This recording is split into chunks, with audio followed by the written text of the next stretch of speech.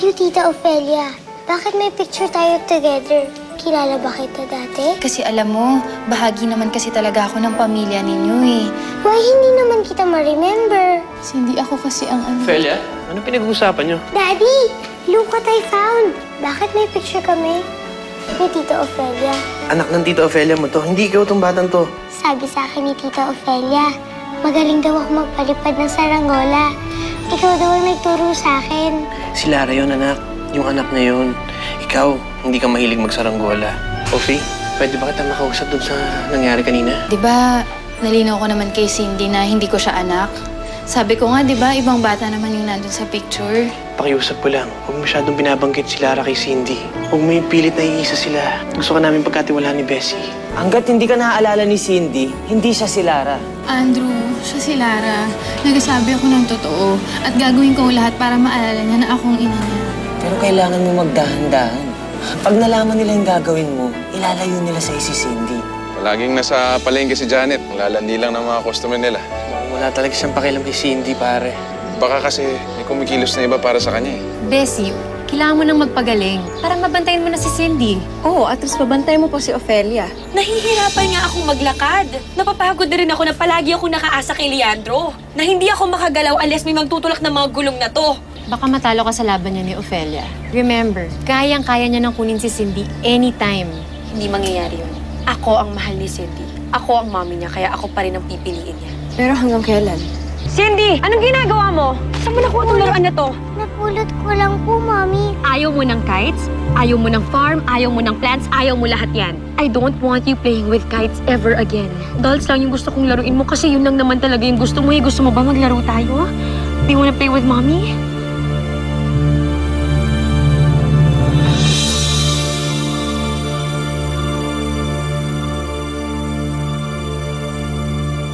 Tama kayang pinatira ko dito si Ofelia. Hindi kaya lalo maging komplikado ang sitwasyon. Pero mabait si Ofelia. At minsan hindi naman niya kami pinapabayaan. Kahit noon pa man. Sana nga hindi na siya umabol pa. Sana ma-realize niya na mas madami kami pwedeng ibigay bukod sa pagmamahal.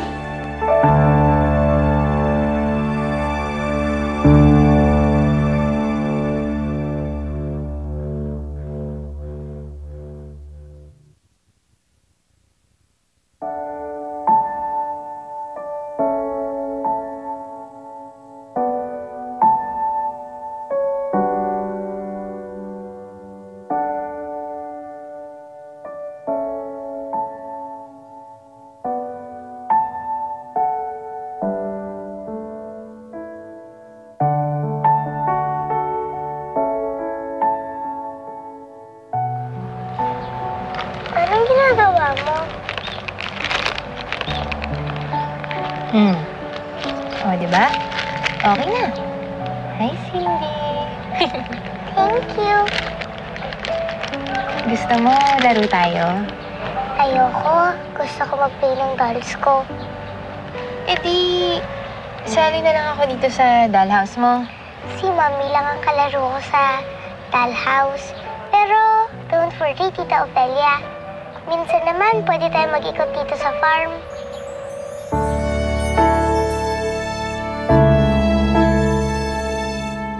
Andrew, dumating na yung araw na pinagdadasal ko. Alam mo, mabait na sa akin si Cindy. Hindi na nga niya ako inaaway eh. Pagkatapos, hindi na rin niya ako tinataboy ngayon.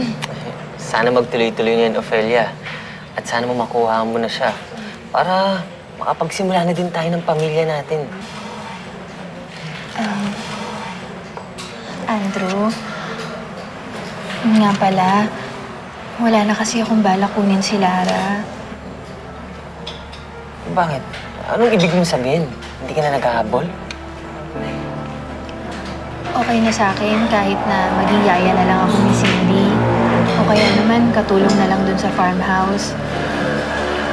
Alam mo naman na ang mahalaga lang sa akin, di ba, yung makasama ko yung anak ko. Okay na ako, basta nakakausap ko siya, nahahawakan, nayayakap.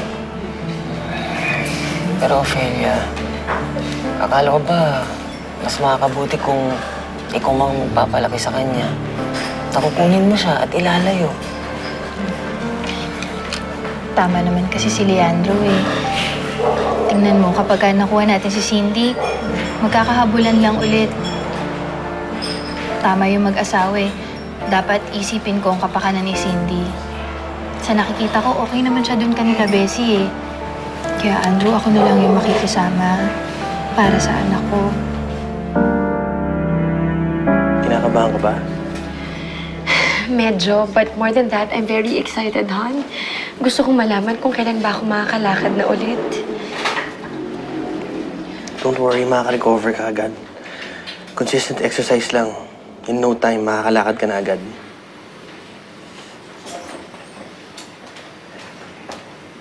Doc? Doc, kamusta ho yung progress ko? Kailan ho ba ako makakalakad ulit? I'm afraid mukhang slow ang reaction ng katawan mo sa therapy, Bessie. Mukhang matatagalan pa bago ka tuluyang makarecover. Dok, gaano katagal pa? Depende ito sa reaction ng katawan ni Bessie. Pero as I see it, nasa development stage ang spine mo after na natamo nitong trauma dati. We're seeing months bago magkaroon ng significant progress. Ho? Doc, wala na bang ibang paraan? Hindi ba ito pwedeng mas mapabilis pa? Ganun po talaga, Mrs. Alquar. Nadali kasi ang spine nyo na mahulog kayo sa bubong. The best we could do is to stay positive and continue the therapy. Honey, calm down. Calm down. Gagawin natin lahat. Magkukonsult tayo sa lahat ng mga magaling na doktor para makalakad ka ulit.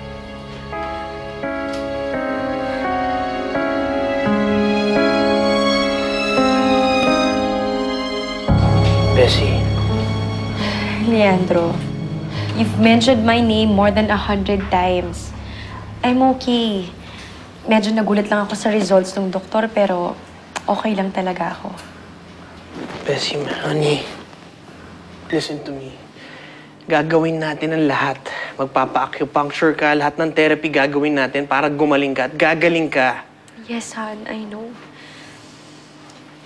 Kailangan lang talaga naman natin maging positive dito, di ba? Mabilis naman ang panahon, di ba? In a few months, makakalakad na ako. Ni hindi ko na nga maaalala na naburo ako sa wheelchair na to. Basta, Bessie. Bessie, kung may kailangan ka. I know that you're always there for me. Always.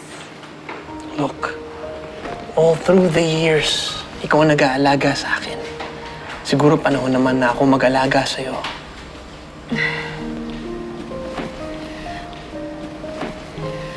Lucing, nasan nga pala si Ophelia?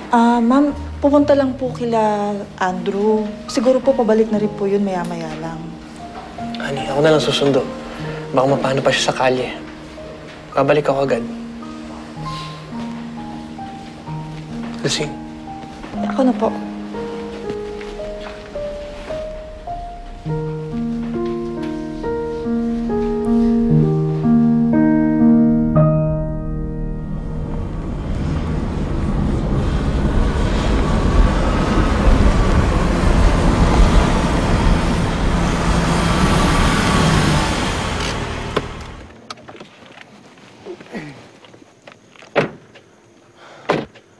Ophelia, gusto mo hatid na kita? Hindi na. Hatid na kita. Hindi na, yan eh.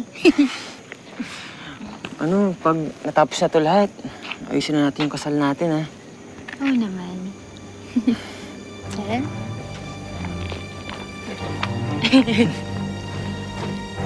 Nagkakalambingan kayo ng girlfriend mo, ah. Sali naman kami.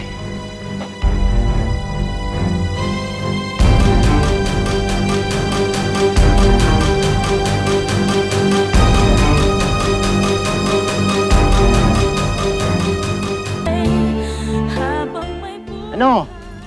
Pahiram ng girlfriend mo. Isang gabi lang. Kung papasis si Ophelia, ah. Ano? Tama na yan! Uy! Ano?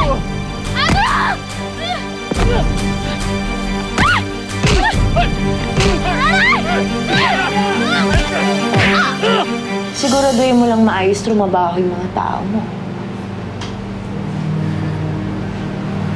Huwag ka mag-alala. Pagising natin bukas, good news ang babalandra sa ating dalawa.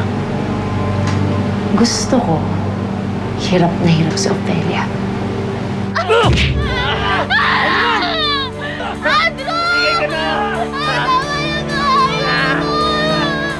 sabi ko sa mga tao, huwag nilang tigilan. Baliwin nila kung kaya. Okay ba yun? Gusto ko yun, mabaliw siya. Para wala nang ibang habol sa anak ko. Akin na talaga si Lara.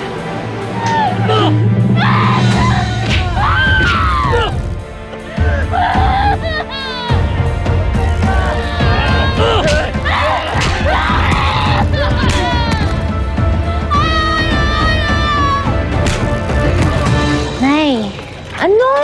Inay, ano pa kasi talagang plano ni ate kay Ay, naku, ang Ophelia, kulit-kulit Nay? mo. Tsaka bakit pati si Ophelia damay? Ang kulit-kulit mo. Huwag ka na nga magtanong. Pwede ba? Nay, kasi kung illegal yung gagawin ni ate. Ano? Isusumbong mo na naman sa pulis. Gusto mo mabilibin na naman yung ate mo? Ikaw talaga, Janela? Tigilan mo na nga kakatanong. Pero Nay, kadalasan kasi illegal yung ginagawa ni ate. Kaya hindi ako magtataka kung illegal din yung gagawin niya kay Ophelia. Ay nako, Kebs! Baka nakakalimutan mo. Yang Opheliang yan ang may kasalanan lahat kaya nagkaganyan ng ate mo. Aba, kung gandihan man siya ng ate mo ng bongga, eh di mas mabuti. Halika na, matulog ka na. Ay naman eh.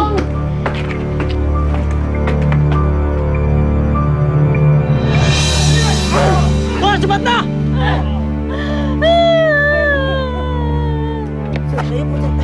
Tayo! Ophelia! Ophelia! Tayo! Ano nangyari dito? Sumbukan nyo nilang kaipin yung girlfriend ko. Samahan na namin kayo sa ospital. Mukhang wala lang tama nyo ah. Tara, sakit na dito.